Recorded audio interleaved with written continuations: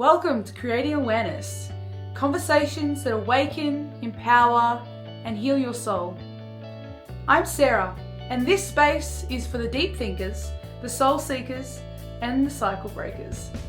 Each episode will explore real stories, powerful insights, and transformative tools to help you return home to yourself.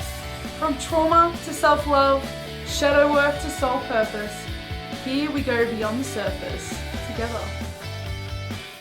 Welcome to Creating Awareness, Helen. I'm really excited to have you on, and I really appreciate you taking your time out of your day to have a chat with me because you have so many incredible gifts and events and things that you share that having you on just seems like a really important thing for people to know about.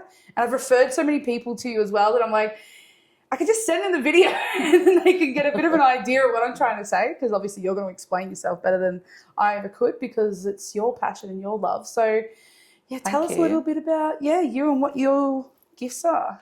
Oh, well, first of all, thank you so much for inviting me to be on your podcast. It's such an honour to be here and to be able to support you and all of the things that you're creating in the world.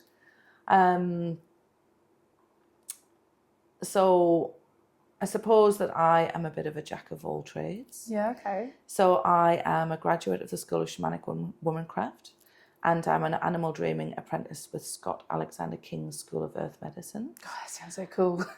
I'm a ritualist. I'm a women's circle facilitator, medicine drum weaver. Yeah. Really kind of dedicated to connecting community through and really connecting people back to their own sense of their magic, like what is their magic within them, often through creative endeavors. So I do a lot of creative workshops, medicine drum weaving, which I've already mentioned, but also fabric weaving, eco printing. Okay. Things and like that. And they're all things, like when I think of craft things, I've never actually would have thought that, because it's incorporating nature.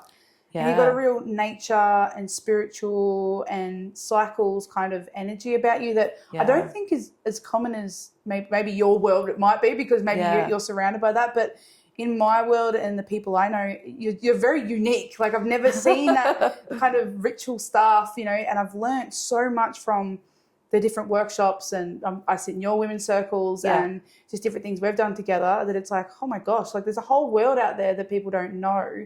And that's why I'm so passionate about this podcast, is because even though in your world it's very, normalized, it's how I live my life. It's not very normal for most people to even be aware of even like the cycles and things like that. So we are cyclical beings, we're all living on this rock that's hurtling through space, but we we are governed by the seasons within our bodies, especially as women, bleeding women, and we are governed by the seasons of the cycles as well, and the moon cycle, our life cycle. So I think that the more and more that we can work with the energy of the cycle that we're currently moving in, the easier it's going to be. Yeah, I agree. So if we're pushing against something, if we're really hell-bent on being productive or doing something when actually our body is telling us to rest, for example, when we're bleeding, then we're going to have that resistance. Yeah. But if we're resting, if we're in tune with the cycles, And I know when I learned that changed my whole world in such a dramatic way. It's a remembering. Yeah. And even knowing, I remember when I was going through my adenomyosis and figuring out what I wanted to do. I didn't want to go down the medical route. I was learning about the spiritual stuff. I was understanding that there could be other ways to do things, which has kind of been a bit of a passion of mine, is finding other ways to do things, like going a little bit underground. And I was listening to a book and it talked about doing a menarche ceremony, and I'd never heard of it before. And then a friend of mine was like, oh, have a chat to Helen. Like she would 100%. I'm like, oh, duh, right? And we had a chat. It just made sense. And we had a chat and it was like, 100%. And we did the ceremony and like I don't have pain. And it's insane how understanding the cycles and just your subconscious brain really understanding what's happening to your body and being able to feel into your body, and having a bunch of women sit in circle and honor your body and honor your bleed, and to have that ancestral line, because I had my mum there, my nan there, my sisters there, that kind of thing. So it was really beautiful, and I'm still blown away by something so well, honestly simple when you look at how crazy you can go down in this path of surgeries and all that kind of thing and medication, where you could sit in circle and I'm not saying it's going to work for everyone. Everyone's different. Yeah. There was a lot of factors that came to play, but just having that remembering for my my spiritual awakening within my soul and my stomach and my, you know, bleed and flow just changed so much for me. And that's wonderful to hear. Even the women around who came to that circle were like, wow, I didn't even know that. I didn't know that one was supposed to be honoured. I didn't know about the cycles. Yeah. I didn't know anything. So I think that, you know, a big part of Jane Hardwick Collins' work, and she's the founder of the School of Shamanic Womancraft, is about healing our rites of passage. Yeah. And so if you think about, you know, as a woman, let's use the framework of a woman because we're both women, you know, our first rite of passage is being born. So when we are born, the story of our birth, how we came to be on this planet, that gives us so much information. It actually creates a map of how we show up in relationship to other. And that patterning, or that map, if you like, it shows up whenever we do a creative project, essentially, which is why I love this work so much. So we use it a lot in the creative workshops that I offer, that kind of birth imprint. So that's the first one. The second rite of passage is menarche, or our first blood. Wow. And so, you know, our experience of each rite of passage informs the next. So your birth imprint, your birth story will inform how you experience menarche. Yeah. And how you experience menarche will then inform your next rite of passage, which is motherhood. And so you enter that motherhood phase, whether you birth a human baby or not, you know, it's like a life phase, and you'll be, if you're not birthing human babies, then you might be birthing a business or creative things, or still in that really busy period where you've got loads of things on the go. The next rite of passage is menopause. Yeah. And so that's another initiation. And all of these things are initiations. And our final rite of passage, of course, is death. Yeah. And so when we look at that patterning and that conditioning of what we've learned, we sort of carry it through, like, how did you experience your birth? What did that teach you about the world? How were you held? How were you supported? Did, you know, what kind of trauma happened to you or your mum or whatever? Yeah. And then we often don't remember that. We carry that story in our body, but we rely on outside people to give us that information. Or we might realize that through things that come up in our creative birthing process over and over again. We can get an inkling of what's happened there. But then with our menarche, most of us remember our menarche. Some of us don't. So the story of our first blood, and what that teaches us is how society values our role as a woman and how it values that bleeding time. Yeah. And so for many of us, for my story of my first blood, I remember feeling really excited that I got my period, and phoning my mum, who was at work. I'd walked home from school, and you know, we'd had the conversation. I'd been bought a book. I knew where all the stuff was in the cupboard, but I really thought that she would come home and be with me and celebrate me. But she was like, the stuff's in the cupboard, you know where it is. And my mum's beautiful, you know, but I remember being like, oh, I've just got to do this on my own. So what that then taught me about being a woman is that you've kind of got to just shut up and get on with it, that you're on your own and you've just got to get through it, you know. Yeah. And then that experience I took into my mothering, and then that taught me, unfortunately, that I had to do it all by myself, and I had to be quiet, and I had to do all these things. So, you know, you can kind of see how the pattern moves on. And then I really believe that it's our job here is to do the deep inner work to heal our rites of passage. So we do the healing for ourselves, so that I'm approaching menopause now, my next rite of passage. Yep. So I'm doing the deep healing work now so that I can heal a lot of that, so that I can have a really positive experience, a positive initiation into my eldership, I suppose, into my next phase, my margahood. But also, you know, for my daughter, so healing my rites of passage so that it's healing them for her, but also we're healing the world. When we do that inner healing work, we're healing the world. Yeah. So it was no coincidence, really, that I came to this work just before my daughter was about to go through that initiation. And so doing the deep inner work and seeing how I could provide a more healed experience for her and how we could honour that stage as well. Yeah. So, yeah, when you came to me having sort of menstrual pain, adenomyosis, well, it's more than menstrual pain, isn't it? It's quite significant issues. And we talked a lot about being able to reclaim that rite of passage, you know, where we have a ceremony and we really honor you. And there were so many tears. So many tears. But they were like happy tears. Like it was just like the room was just so filled with this love. Like you could just feel it emanate in everyone. Yeah. It was such an experience I've never. It was and because beautiful. when I started thinking about the ceremony, I was doing the whole, I'll do it all. I'll facilitate it. I'll do. And it was like, no, you need to be held in this. The whole point is to be held. And that's why I was like, oh, okay. And so then, when it was suggested to have, you facilitate because of all your beautiful experiences and your understanding of it, it just made so much sense. And I'm so, so glad I did, because it was so nice to be able to, I still got to have my little bit of control by setting everything up and making it all look pretty. But it was nice to just be held in that ritual and to have someone guide the ritual and to, it was just such a beautiful So I feel like it was even more than a ritual, really, because part of it was a ritual, but part of it was a lot about menstrual education for everybody in the room. Yes. So talking about the seasons and the cycles and how we experience them in our body, the importance of honouring our bleed and honouring all phases of our cycle. Yes.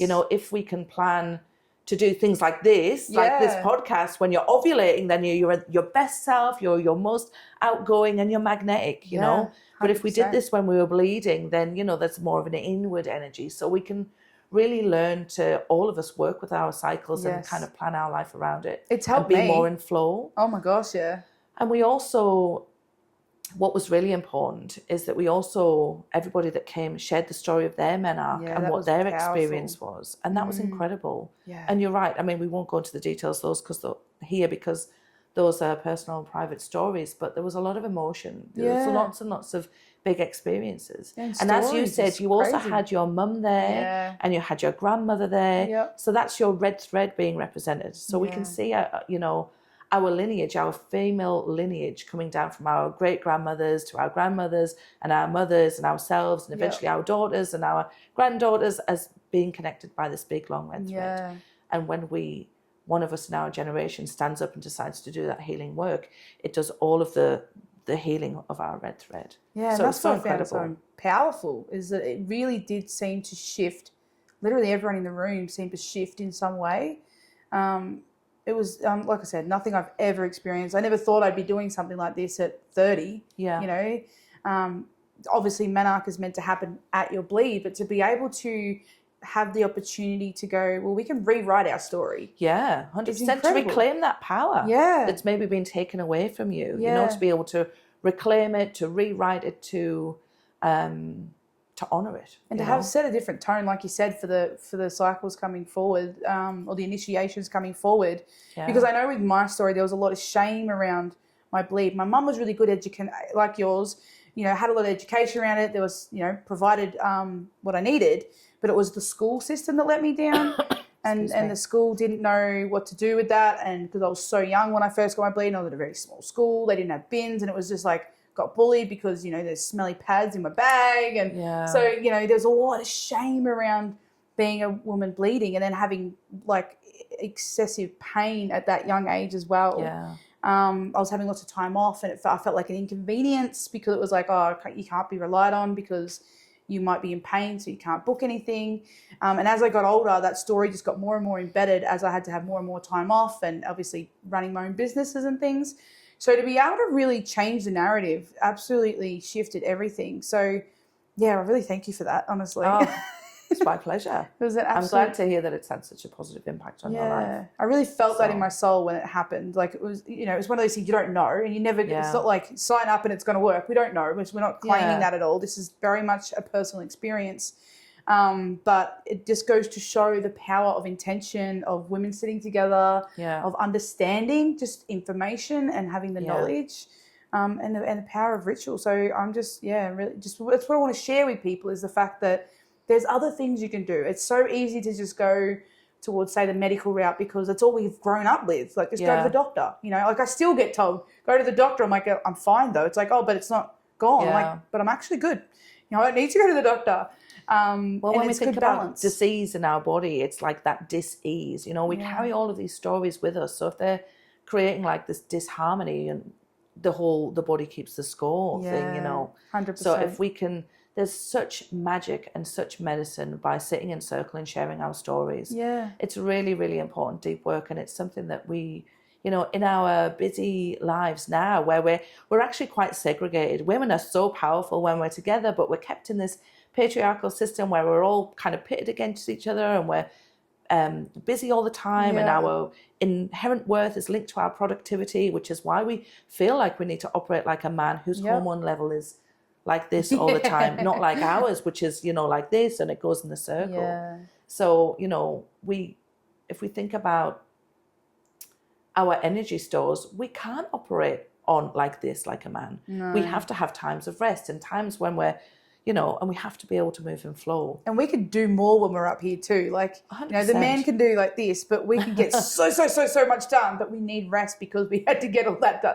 Like, it can be really, it's not like we're less productive. It's just clumped. It's in clumps. It's like, I'm super productive. Leave me alone. I'm super productive. Leave me alone. But it's actually more about, needing to acknowledge that we have to honor our bodies, our beautiful bodies that, are literally these incredible portals. We have the ability to birth life. Right. So we have to honor ourselves. And what we find is that very often when we're not honoring our bodies, that's when things can show up. Yeah. And I love that you create lots of different opportunities for people to come and honor themselves, connect in different ways with your creative workshops and things, and collaborating with different people, and these beautiful opportunities for, women to come together. And is it just women, or sometimes there's mixed? Sometimes men as well. Yeah. I mean, predominantly, a lot of my work is centered around sort of women's circles and that cyclical, talking about the cycles and stuff. And, there are more cycles than the menstrual cycle. There's the earth cycle with the seasons, and that's something that I'm really passionate about as well, as that seasonal living. Yeah. And so we do open those up to men and women. Yeah. We don't always have a lot of men come along, but they're certainly welcome. And I think that it's really important because we are all cyclical beings. Yeah. 100%.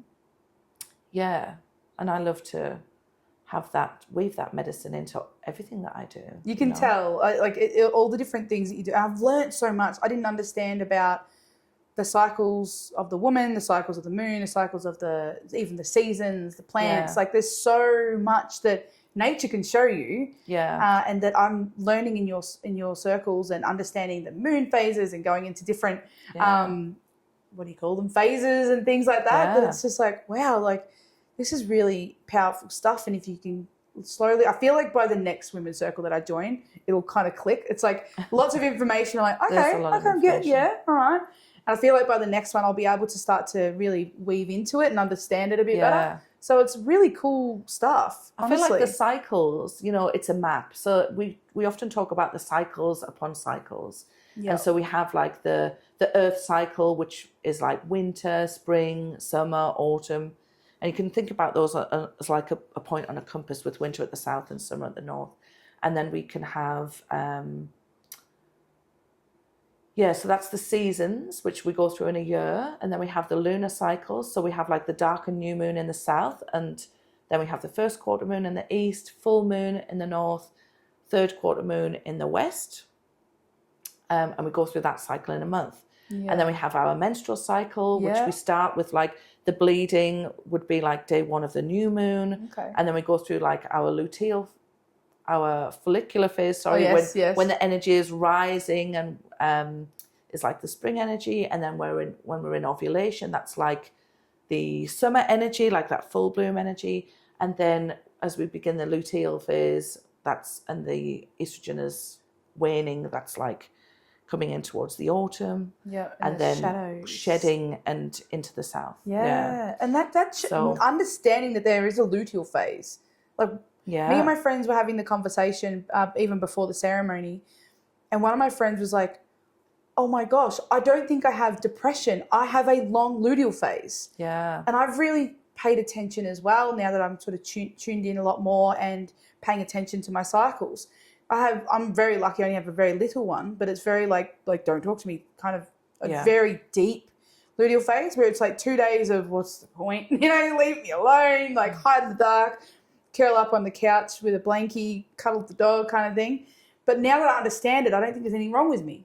because we go around thinking, oh, there's something wrong with me because I was feeling really, really good and like ready to take on the world, ready to start new businesses and projects. Now I'm like, what's the point? For you. Yeah, 100%, right? But we don't know that, so we think that we got mental health, you know. And I've really seen that there's a link between understanding our cycles and mental health.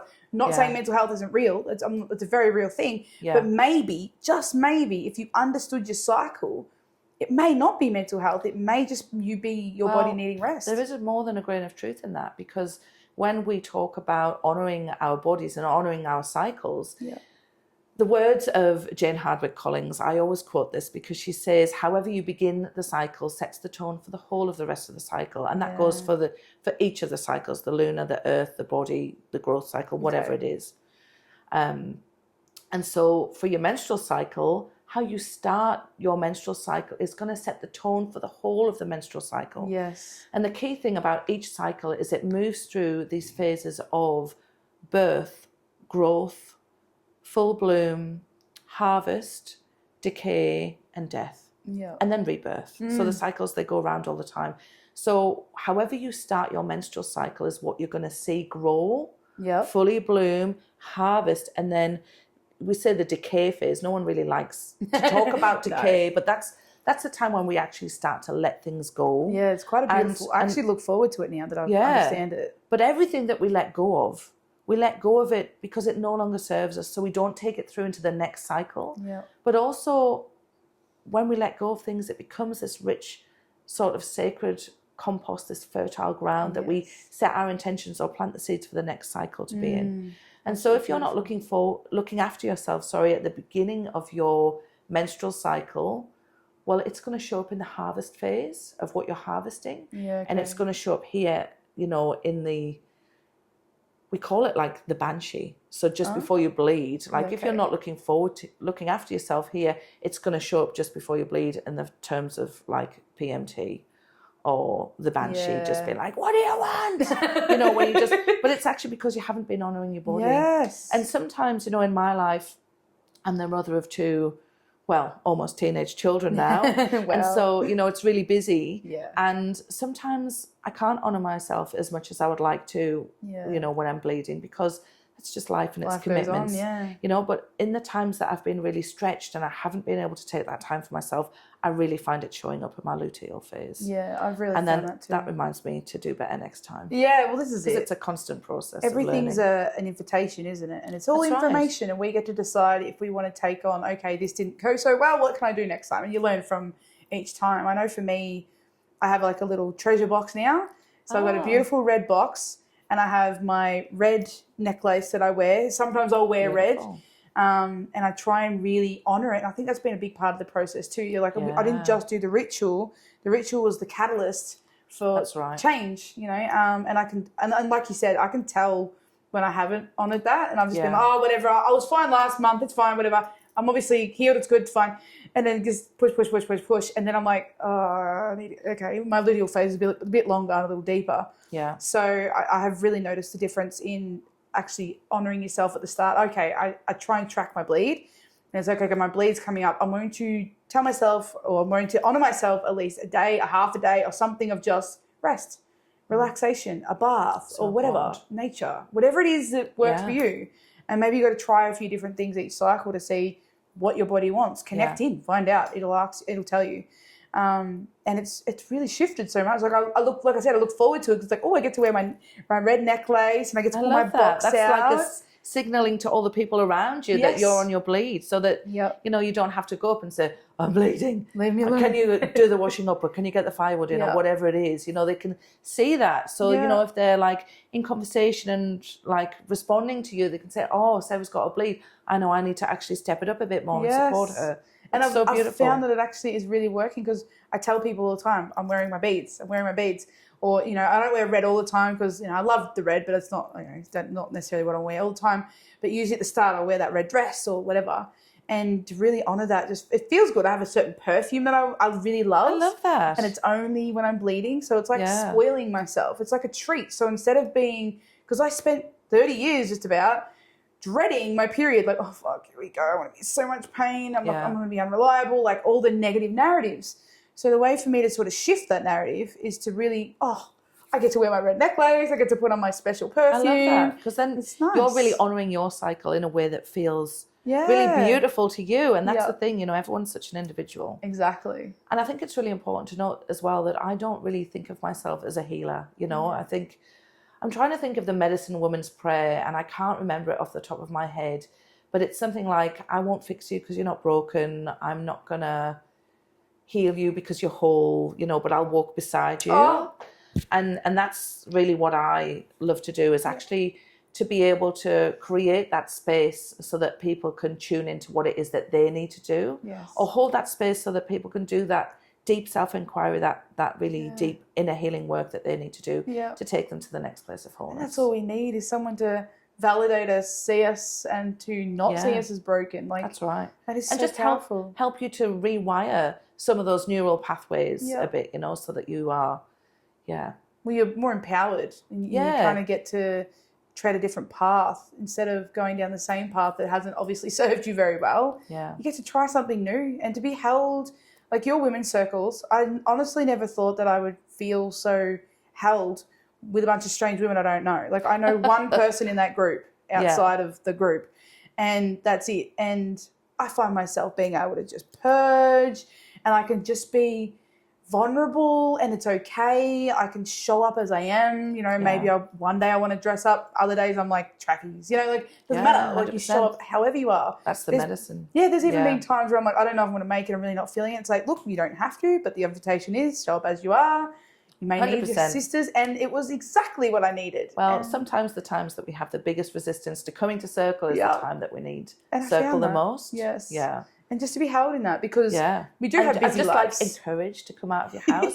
You're like, it's cold, I want to stay home. Well, actually, we have a fire. We have blankets. I think you'll find that you'll really enjoy being with them. Yeah, and it has been that way, and it's been so beautiful to be.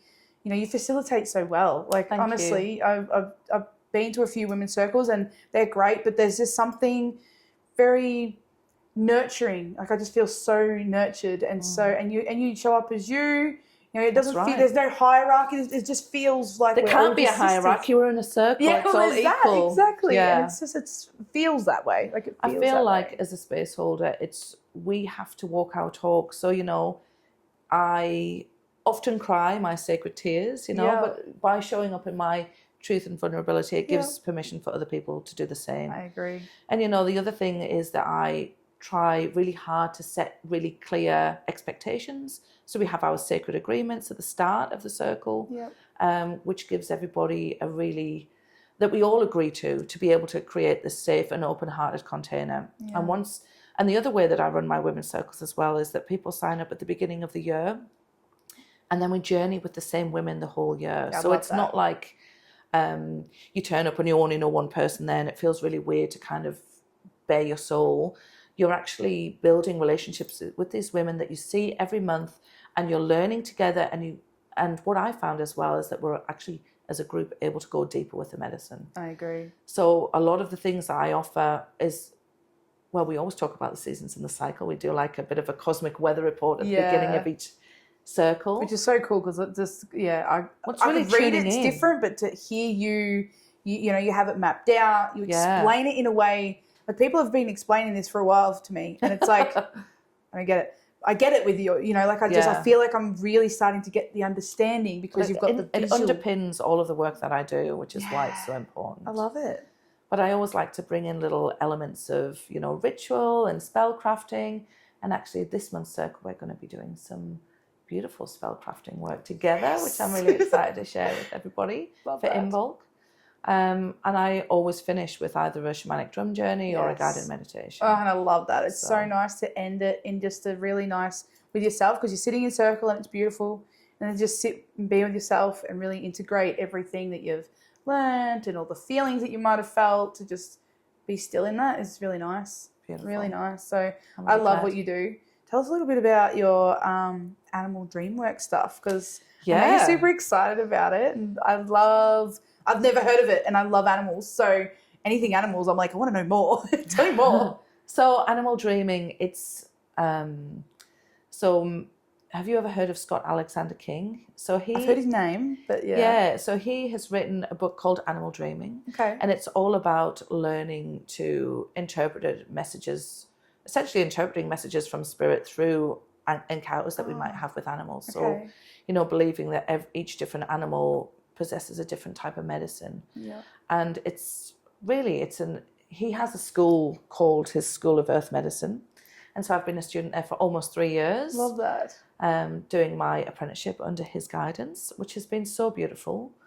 And it's really diving deeply into not just learning his channeled message for each animal, but, really diving deeply into your own intuition and what message you receive when you encounter an animal. Amazing. So I use animal medicine, and I have done before starting Scott's course for lots of years. So especially in the shamanic framework, I work a lot with power animals or animal totems. Yep. And often one of the drum journeys that I do is a drum journey to connect with a power animal. Yes. And we do that at the start of every women's circle as well, so that people can connect with a power animal.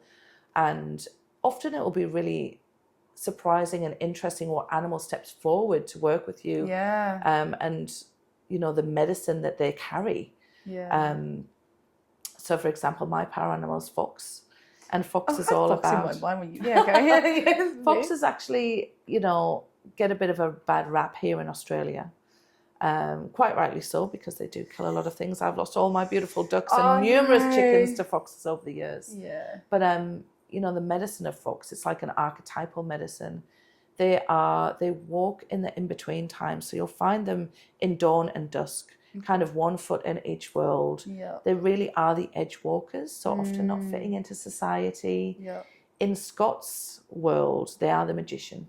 Oh, that makes sense. And if we think about, different maybe folklore from around the world, in Iceland with the Northern Lights, they say that that's foxfire. That's from the Arctic fox going across the snowy landscape and their tail flicking up the snow and into the sky and that's cool. creating the foxfire. I like that. So there's lots that you can I've gain been getting from. a lot of fox lately, in all my readings, because I've got animal deck now. Oh yeah, I love beautiful. animals, so I saw this deck and I've just been pulling lots of fox, and it's like, and even I think in the when we had to find our power animal, I think it was a fox that I wrote it down. I forgot off the top of my head, but I know fox has come up a couple of times in that. Definitely fox came up for you, I think, on that day. Very interesting. We did a guided meditation where there was like a guardian animal and a power animal. Yeah, okay. And I feel like maybe fox was your guardian animal. Yeah, I think it might have been the guardian actually, walking beside me. Yeah. Yeah. Which was interesting because I was running the meditation and a few people had fox as their guardian. And I did feel like maybe it was a little bit of me sort of with the You're the fox guide. Like, yeah. My fox is going to come and hang out with your fox. It's fine. We can all fox together. Love that. No, that's amazing. So where does this go? Like, what is it? Is it the drum journeys that bring out the power animals? Like, what else is there about the spirit realm? So I think that you don't need to do a drum journey to meet your power animal. I mean, that's just one way. Yep. I mean, I'm deeply drawn to the medicine of the drum, which is another thing that I offer with the medicine drum crafting as well. But the great thing about the drumming is that it helps you really drop into that meditative state. Yeah. Whereas, for people that try and meditate and they might sit or lie down and like their mind will keep wandering. Yep. When you drum at a particular beats per minute, it actually helps your brain waves change and you drop into this meditative state much more quickly. I know I'm like that. I drum journey way better than I sit still and silence. The drum's my favourite. And you always tell people to bring their awareness back to the beat of the drum, because often, the monkey mind is going and all these things are coming in and what are we going to have for tea? And I don't want to think about that. And I'm really trying really hard. I'm meditating here, but I've got to get the kids somewhere tomorrow and I've got to get a birthday. I better just quickly send that text that I was going to text. But the beat of the drum, there's something so primal and so ancient in it. It really resonates with us. Yeah. And it just helps us drop in much faster. So I love the drum for that. Yeah, I agree. But often you can meet a power animal. Sometimes you can just know what your power animal is. Yeah, true. So Scott Alexander King believes that we all have one power animal that is with us from the moment that we are born. Oh, okay. And, that very often it will be revealed to you, and it could be that your whole life you've been drawn to elephants and you've loved elephants and you've collected elephant figurines and it's just something so special about them that you light up. and then elephant energy is beautiful. It's all about wisdom, and it's like that grandmother energy and that nurturing, and also about being together in a family. You know, they're moving they're pack animals. So, you know, but it could be through pulling cards or. So he believes that we have this one true power animal, but that we also can have totem animals that step forward to work with us at particular times. And I definitely believe that. So I believe that fox is my power animal, who's actually been joined by red-tailed black cockatoo in recent years. Oh, cool. And I actually feel that like I have the fox on my English heritage, and the black cockatoo is like my Australian power animal. That's cool. Because I've lived here for over 20 years now. Yeah.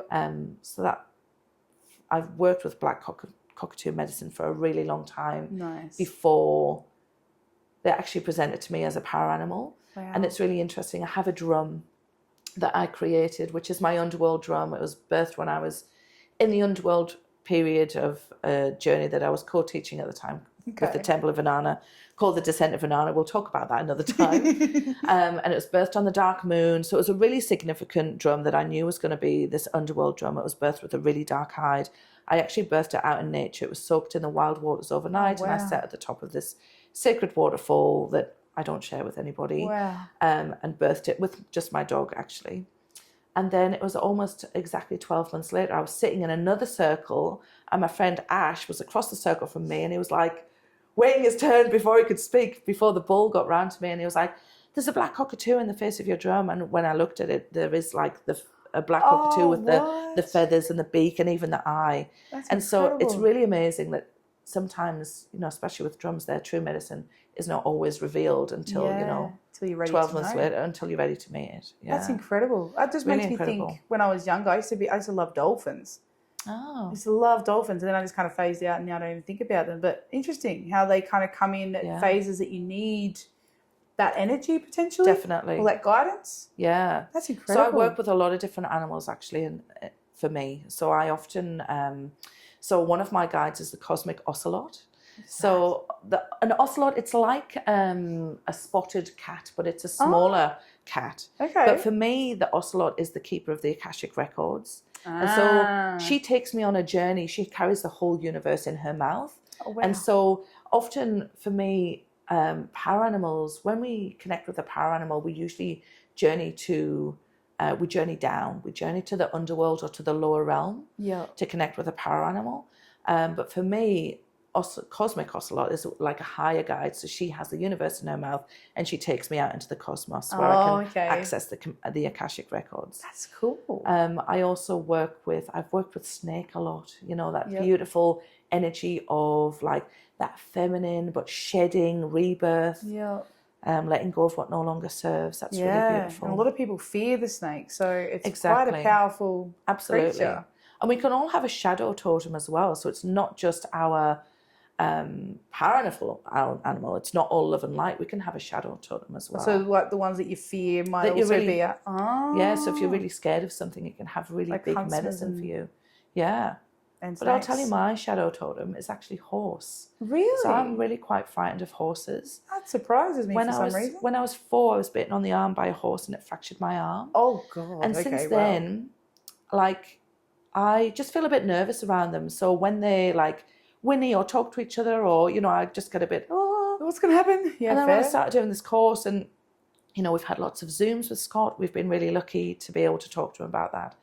And there was like I don't know if it was a leaf or something. It just like dropped. I heard it and felt it as well. There's lots of people in this room. Yeah, with us there is. Today. They're excited to be here.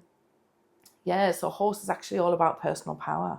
Wow. So, you know, when you can really tune into what your shadow totem is, there's always big medicine for you there, you know. So it's actually, for me, it's about embracing my personal power and being able to move forward with that. Yes. Which actually, you know, for anybody that's interested in astrology, my North Node is in the sign of Leo. So Leo being the lion, taking up space, being out there.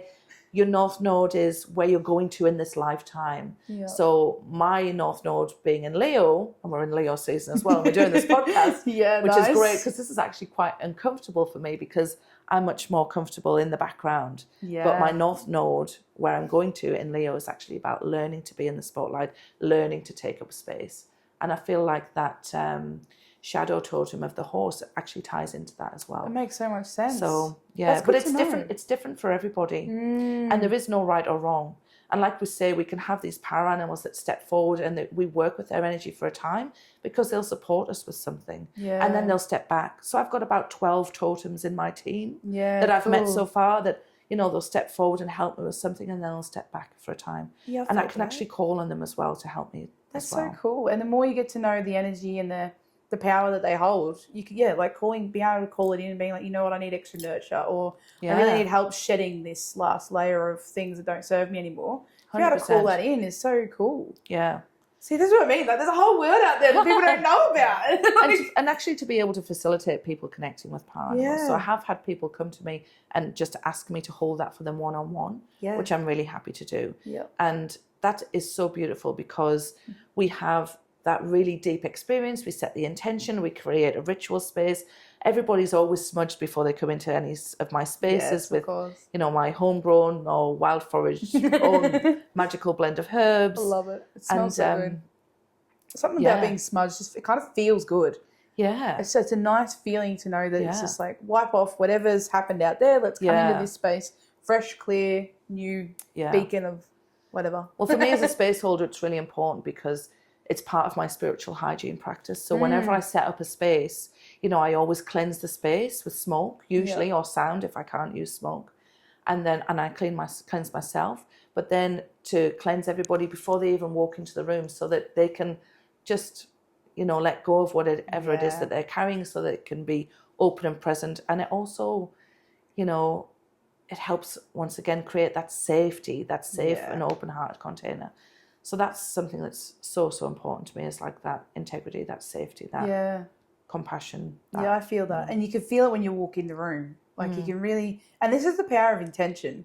You know, to have that intention that I want to create a space, I want to have the container, I want to make sure everyone feels fresh and clean. They can leave all their stuff at the door and they can come in totally as they are, but, you know, with letting go of anything that they might not want to hold on to or whatever. And to feel safe too, because we can carry like little entities from the day or whatever. 100%. So to be able to leave them at the door as well. Yeah. Can just give you a bit of a fresh start and a bit of a boost, I guess, as well. Yeah. And even with all of the tools that I use, you know, like my drums and my rattles and things, they're regularly smudged, and especially if anybody else touches them. Yes. And I have some drums that I won't let anybody touch. Yeah. You know, I'm a drum maker, so I have probably 8 or 9 drums, but I have some that are more like community drums that I'll bring to, you know, drumming circles that I run, like in my seasonal gatherings, that will be available for other people to play. But then I have some that really are strictly only medicine tools that I'll use for more healing type work. Of course. Again, I'm not the healer, I'm just like the facilitator of the healing space.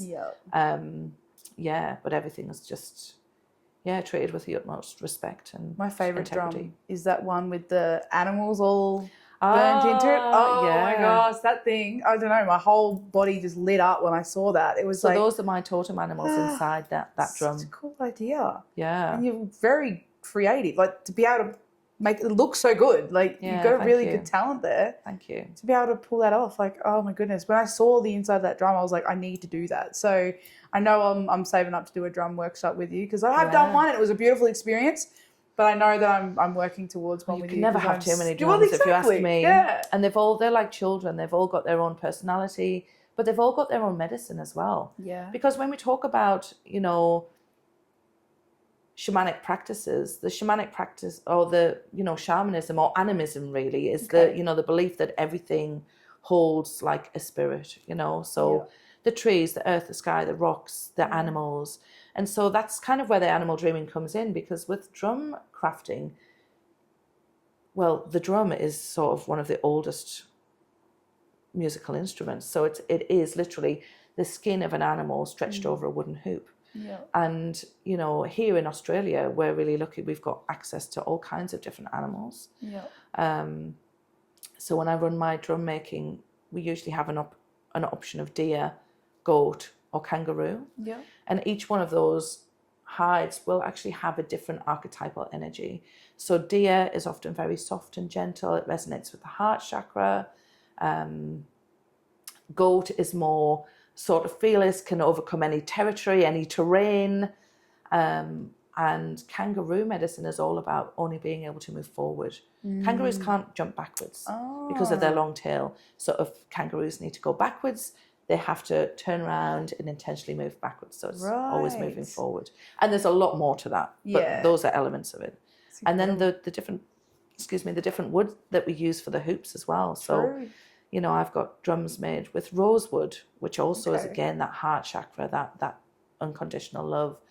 Ash is the world tree, connecting heaven and earth. Willow, which is all about our emotional body. They grow really close to the water, so they're really intrinsically linked with our emotions. So we can really build on all of these different aspects to create more intention, more deeper meaning. And also when I do drum journey, I'll guide you on a shamanic drum journey to connect with the materials that you're making, so that you begin to create this personal relationship with the ingredients that you use almost, you know. So you really, you know, you'll do a drum journey, you'll get to meet the animal that's given its hide. And so it can be really confronting for people to work with animal hides, you know.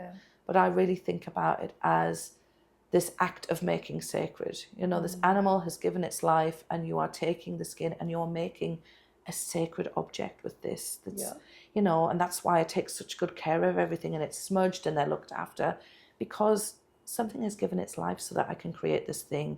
And with this beautiful sacred tool, this animal is living on, and their energy is being sent out into the world with every beat of the drum. New life is given. So that's really incredible. Oh, I'm so looking forward to it. It's been in the back of my mind for a while. Now that things have shifted a bit, I'm like, I'm gearing up for probably the end of the year, if you have one lined up, that I'll be ready to embark on that journey, because it's a powerful thing, and to be able to drum, you know, it's a very beautiful feeling when you're drumming, whether it's for yourself, whether it's for your space, whether it's for your loved ones, whatever.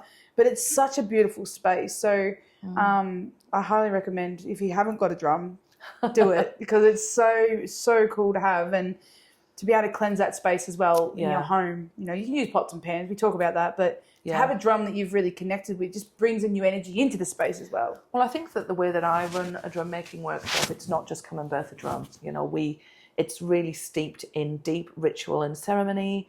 We talk about the birth story. We talk about your birth imprint, and we'll actually see your birth imprint play out, whether you want it to or not, because it's the birthing process. So it comes up for us to examine, for us to heal. I have this beautiful book called Being Born. I can't remember the author's name off the top of my head, but it has like the shamanic dimensions of all of the different types of births in there. So if you were a spontaneous birth, how that shows up in your life, as you might just think do, you know? But if you were a baby that was maybe born with a forceps delivery, how that can show up is that you might struggle to start projects and you might need outside help to get started. So that's just a really, we don't want to go into that really deeply, but there's all those different layers of that. See what I mean? You have so much knowledge. Like, oh my gosh, I can just learn so much. It's because I've done so much work. I love a lot of training over the years, but I really, I feel, in a place now where I'm embodying it all, and I'm really excited and happy to be sharing it with other people. Yeah, well, I'm so glad you have, because I think so many people are going to get so much out of this conversation, because you're a wealth of knowledge in such a different way. I've never, like, you know, even though we've had lots of conversations, I'm still learning things from this conversation. Like, I love it. And we could talk for days, because there's just so many, you know, avenues we could go deeper and further into. And I'm just so grateful to have met you and to connected, because there's some exciting things in play I can feel. So is there anything you want to share, you want people to know?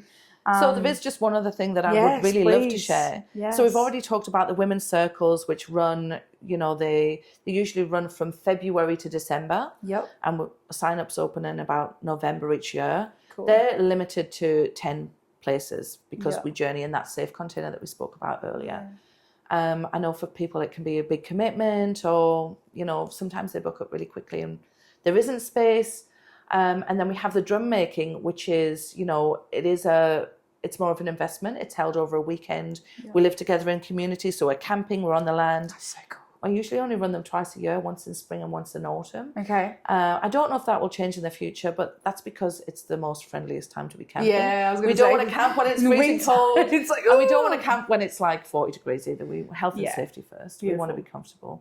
When we're doing this deep inner work, we want to be comfortable. Yes, of course. So the other thing that I do is I actually run seasonal gatherings 8 times a year, celebrating the Sabbats. And I run those with my beautiful friend Nikki from Sacred Rhythms Wellbeing. Your food as well, because you guys cook. Yeah. Bake and make so and... we run them on the Sabbats. So there's most people will have heard of the solstices, winter solstice and summer solstice, and the equinoxes, spring and autumn equinox. There's also a cross quarter points in the wheel as well. So there's Imbolc, Beltane, Lammas and Samhain, or Halloween, some people know Samhain as.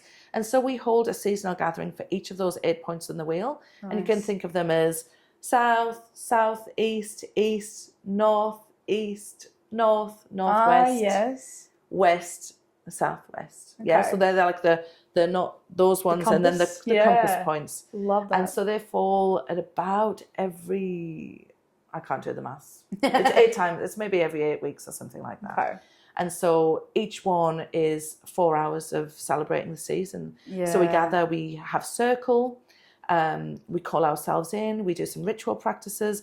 We always do something, we share like a seasonal report, really acknowledging the seasons, teaching you about the medicine of the season.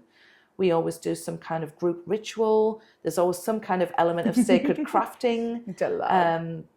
So we've got one coming up for Imbolc and just on the 9th of August. Yep. And for that one, we'll be making Bridget crosses, which is something that's traditionally made in Celtic traditions. Yes. And they're woven from rushes and hung above the doors for protection and blessings. That's cool, right? Yeah. So it's really, really lovely to be able to bring these ritual crafting into these spaces. I agree. We'll also have afternoon tea, which Nikki and I prepare, full of seasonal things. So it's different every time. But Nikki is a herbalist and naturopath, and she formulates a tea for every seasonal gathering that we do. I love it. And everything's seasonal. So there'll be things like, I'm planning on doing a calendula infused cake. Oh. There'll be some kind of maybe nettle scones. Yes. I also really want to do lemon and rosemary tarts, because that's all about the return of the light. Imbolc's all about, it's still winter, but the sap is rising and we're just starting to unfurl from the darkness. So honouring the light and lighting candles and things like that. And Nikki always gives a beautiful talk on herbs and ways to support your body through the shift in seasons. Yeah. And then we'll move outside for drumming and singing around the fire. We had so much fun. Oh my goodness. We were so loud. Like we were just like in the zone. It was so nice. And the thing is that everybody's welcome. There is, people worry about singing in public, and it's not about that. My voice is not perfect, but I love to leave the singing. There's so much medicine in singing together as a group. And we sing all of the songs in call and response style. Yep. So, if you don't know them, you'll get to know them. Yeah, if you don't have a drum, there might be some spare drums, but we always have a basket of percussion. But you can stamp your feet, clap your hands. It's actually about raising the collective vibration, being together in community, and just having a great time. And, of course, honouring the season as well. Yeah, it's such a beautiful experience. I know the last one that I went to, I just left feeling so... we need to do more of this. Like, this is what it's all about. Yeah, we need more of this. I don't know many people that do things like this, in such a beautiful, nurtured earth, seasonal. Like, it's just, there's so much intention put into it. And you can tell, obviously, by, you going, even the food going with the seasons. Like, there's so many beautiful elements to it. Well, this is how we live our lives outside of all this, with our children. If we weren't gathering community, we're doing things with our children and our families. So this is how we live, and so to be able to bring that to people and to be able to teach them about the importance of living cyclically, because like we said before, there are so many cycles happening all the time on top of each other, moving at different speeds and different things. That's the map, but how we experience them in our body, that's our body's the terrain, really. Yeah. So, and to be able to share that with people and really encourage people to be living a bit more intentionally as well, because that's kind of where the magic happens, isn't it? 100%. When you start living in alignment with, how your body's moving, with your higher self, with, instead of pushing against things, moving with them. It's makes incredible. everything Being more much in easier. flow, which is so needed because we're, like you said, we are expected to show up like men and we just kind of can't. You know, we are women and we need to be more in flow. We need to have the ups and downs. And honestly, I think it's really healing to have women gather, because I know with women I've worked with, women I've talked to, that kind of thing, there's a lot of trauma around women, like we talked about earlier. You know, the competition or the bitchiness. It's called the sisterhood wound, actually. Yeah, 100%. Yeah. So we're kind of healing that as well by having these groups to be 100%, able to because there shouldn't be any kind of competition or hierarchy. You know, it is the patriarchal system has just pitched us all against each other, divide and conquer. Because we're powerful together. Back before, you know, the advent of the Catholic Church and things like that, you know, it was like an earth-based goddess culture. If you look back at ancient Mesopotamia, we've got, you know, those beautiful goddess statues and, you know, but women were too powerful, and that's why we had the witch trials and, you know. They took us down a peg. That's right. Or two, and kept or three, us or small. four. But that's why we have to gather and we have to remember our inherent wisdom and our inherent magic. And I think it's important for the men as well, because I think it's gone too far. Absolutely. You know, that they're suffering as well. So it's in everyone's best interest that we find our own light, our own power, and show up differently, more in flow, more connected, more community, because I just feel like that's the way forward. It has to be. Like, we're trying this being out on our own, doing the man thing, and look how it's playing out. It's not. We're stressed. Nobody can afford to do anything. There's no honouring, there's no ritual. Like, we need to shift some things. And I think joining your groups, learning about flows and cycles and the seasons is really going to be a big part of that shift. So I really thank you for bringing that to the world. I think it's very needed, very important, and thank you. It's very incredible. Much.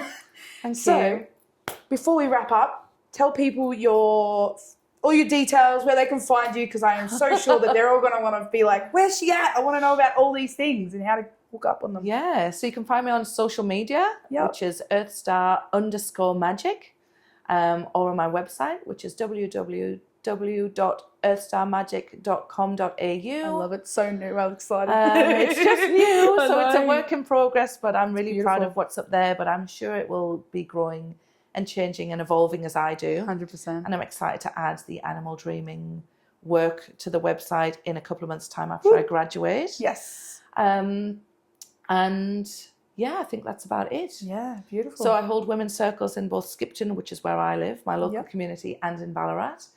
And our seasonal gatherings and drum crafting are out in Mount Edgerton. Beautiful. But if people nice being out there in the bush.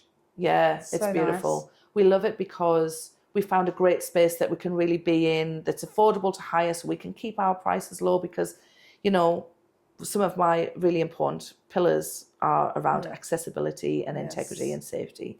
So, but also Nikki that I run them with, it's her local community, Mount Edgerton. So it's really beautiful to have that there.